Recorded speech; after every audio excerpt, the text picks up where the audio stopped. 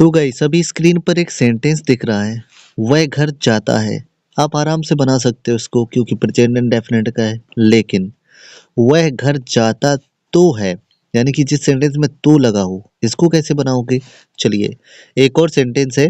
वे good morning बोलते हैं। इस सेंटेंस को भी आप नॉर्मली बना सकते हो क्योंकि प्रेजेंट इंडेफिनिट का है, प्लूरल सब्जेक्ट वाला। अच्छा, इसको कैसे बनाओगे? वे गुड मॉर्निंग बोलते तो हैं। तो गाइस आज के इस वीडियो में मैं आप लोगों को इसी तरीके के सेंटेंस बताने वाला हूँ, यानी कि use of do does did बताने वाला हूँ। और इनका 3 सेंटेंसेस में यूज होता है। किसमें ये जानने के लिए आपको वीडियो फुल वॉच करना पड़ेगा।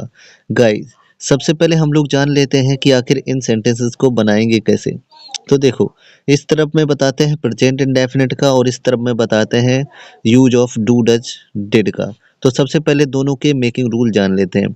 अभी आप लेफ्ट साइड में देख सकते हैं कि प्रेजेंट इंडेफिनिट के सिंपल वाला मेकिंग रूल लिखा हुआ है। तो सब्जेक्ट, वर्ब, वर्ब में एस एस और ऑब्जेक्ट, इस तरह से। वहीं जो आप डू डज डिड का यूज करके बनाएंगे, यानी कि राइट हैंड साइड में, वहां पे आप क्या करोगे? वर्ब में एस या यस नहीं लगाएंगे, बल्कि हेल्पिंग वर्ब डू या डज लगाएंगे। आइए बनाते हैं। वह घर जाता है तो इसको बनाएंगे ही गोज टू हाउस। क्यों? क्योंकि आपको अच्छे से पता है कि प्रेजेंट इंडेफिनिट के जो सिंपल सेंटेंस होते हैं उनको बनाने के लिए सबसे पहले सब्जेक्ट लगाया जाता है, फिर वर्ब में एस या ईएस लगाया जाता है, इसके बाद में ऑब्जेक्ट लगाया जाता है। तो इस प्रकार से बनेगा। गाइस अगर आप लोगों को प्रेजेंट इंडेफिनिट टेंस नहीं आता है तो लिंक डिस्क्रिप्शन में दिया है, वहां से आप उसको पहले सीख लो, तब आप ये वाला यूज पढ़ो, आपको बहुत आसानी से समझ में आ जाएगा। बाय द वे, अब हम इसको बनाते हैं। तो आप कैसे बनाओगे? सब्जेक्ट लगाओ, डू या डज में से एक लगाओ, वर्ब लगाओ, ऑब्जेक्ट लगाओ। He does go to house, इस तरीके से बन जाएगा। ठीक है ना? ही के साथ में आपको पता है कि डज लगाते हैं। ओके, चलिए नेक्स्ट सेंटेंस बनाएंगे। वे गुड मॉर्निंग बोलते हैं। अब ये सेंटेंस है, प्लूरल सब्जेक्ट वाला है। तो जब प्लूरल सब्जेक्ट वाला होता है तो सिर्फ सब्जेक्ट लगाते हैं, फिर वर्ब और फिर object. Subject, verb, object. Plural subject वाले सेंटेंस में एस या एस नहीं लगाते हैं। तो वे गुड मॉर्निंग बोलते हैं, ये सेंटेंस हमारा बन गया they speak good morning. Okay, अब जब ये वाला बनाएंगे तो देखो यहाँ पे भी वही लिखा हुआ है दे स्पीक गुड मॉर्निंग, लेकिन इसमें डू लगा हुआ है। और जब भी डू लग जाएगा तो इसका मतलब हो जाएगा वे गुड मॉर्निंग बोलते तो हैं।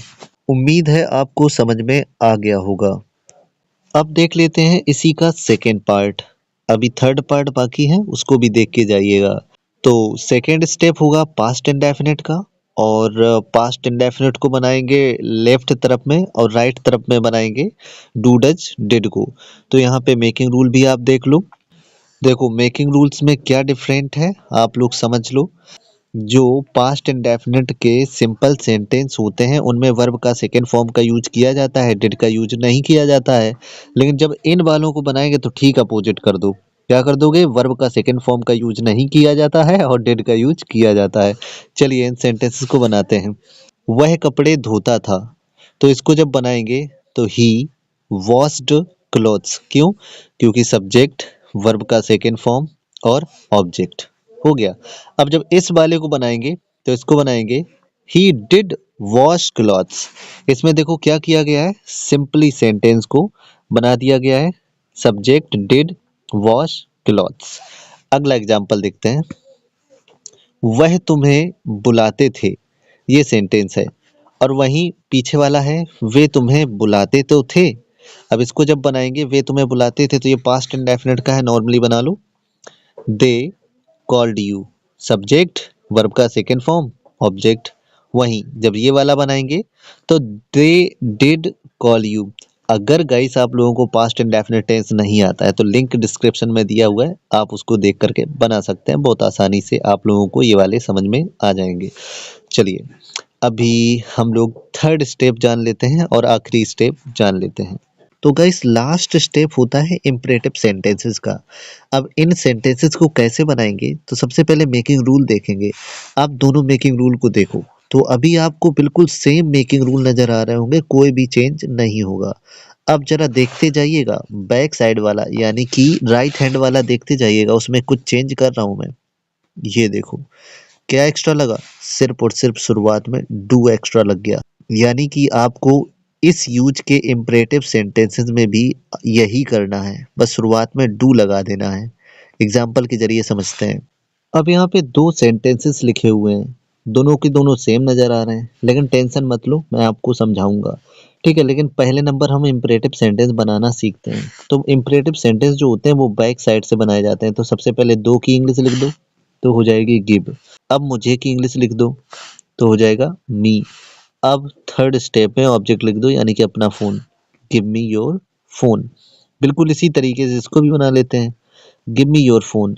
अब मैं हिंदी में कुछ चेंज कर रहा हूँ तो सही, यानी कि इम्परेटिव वाला जो था, अपना फोन मुझे दो, और इस यूज का सेंटेंस बन गया अपना फोन मुझे दो तो सही। अगर ऐसा कुछ लगा हो, अपना फोन मुझे दो तो, या फिर अपना फोन मुझे दो तो सही, तो इस वाले सेंटेंस में आप सिर्फ शुरुआत में डू लगा देना। अभी आप लोग समझ रहे होगे।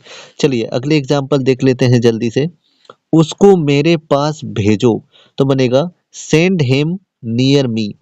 बिल्कुल सेम इसको भी बनाते हैं, सेंड हिम नियर मी, लेकिन जैसे ही इसमें हम तो लगाएंगे, जैसे ही तो लगाएंगे तो आगे डू लगा देंगे। गाइस उम्मीद है वीडियो आपको पसंद आया होगा। गाइस लाइक कर दो, चैनल को सब्सक्राइब कर लो। मिलते हैं नेक्स्ट वीडियो में, तब तक के लिए बाय, टेक केयर।